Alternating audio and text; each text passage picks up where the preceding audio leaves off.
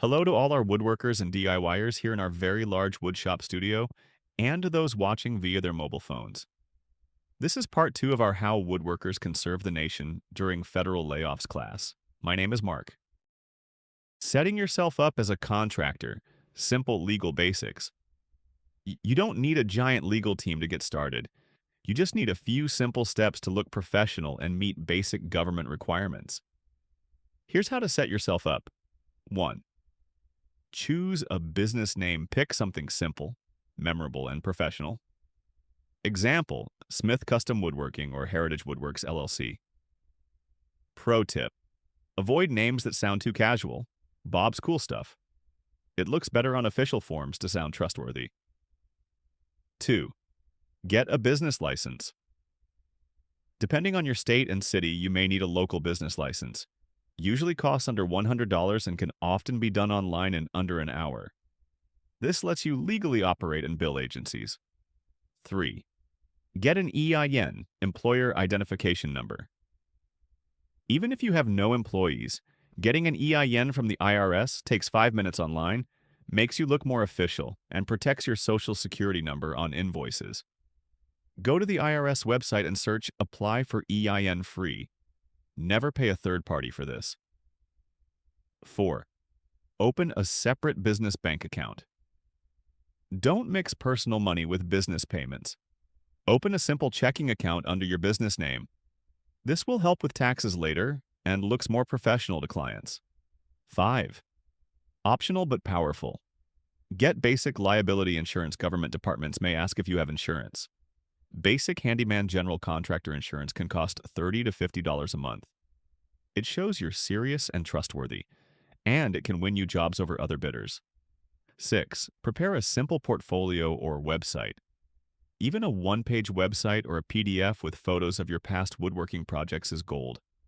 Agencies want to see examples of built furniture restorations, custom cabinetry repairs, outdoor structures like park benches, shelters. You do not need a fancy site. Simple, clean, and honest is better. Bottom line, in just a weekend you can set yourself up legally as an independent woodworking contractor and start getting ready to bid for jobs that used to go to full-time federal employees. Okay, let's move on to Section 4 called How to Find Government Woodworking Jobs Without Getting Overwhelmed. You don't need to be a government insider to find woodworking contracts.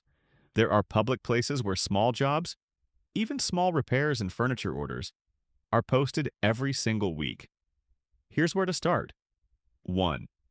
Government procurement websites, EIA, SAM.gov, System for Award Management. This is the official portal for federal contracts. Search terms to use: woodworking, carpentry, furniture repair, millwork installation, custom cabinetry. You can filter by state, size, and type of job. Here is a tip. Look for micro purchase orders, under $10,000. They are easier for small businesses to win without full bids. Visit sam.gov, state and local government bid sites. Every state has its own bidding platform. Search Your State Public Procurement Portal on Google. Example, Texas State Procurement or California Public Bidding Portal. Small town projects pop up here, especially things like library shelves, public park benches, repairs for city offices too. Contact local government departments directly. Checkmark email or call. City public works departments, parks and recreation departments, local schools and colleges, historical preservation societies, housing authorities. A email subject line can say, Local woodworking contractor, available for repairs and projects. They love having a small local craftsman they can call, especially now with layoffs and budget cuts. 3. Watch for facility management companies. Many government offices outsource building maintenance, which includes woodworking repairs, to private facility management companies. You can search Government Facility Management Company plus your city. Introduce yourself and ask to be added as a preferred vendor for small wood projects. Check local school districts and universities. Public schools and colleges constantly need broken desks repaired, Custom shelving installed theater stage props built playground repairs. Call their purchasing department directly and ask about their contractor list. Here is a key mindset tip for you. Don't think of yourself as just a woodworker.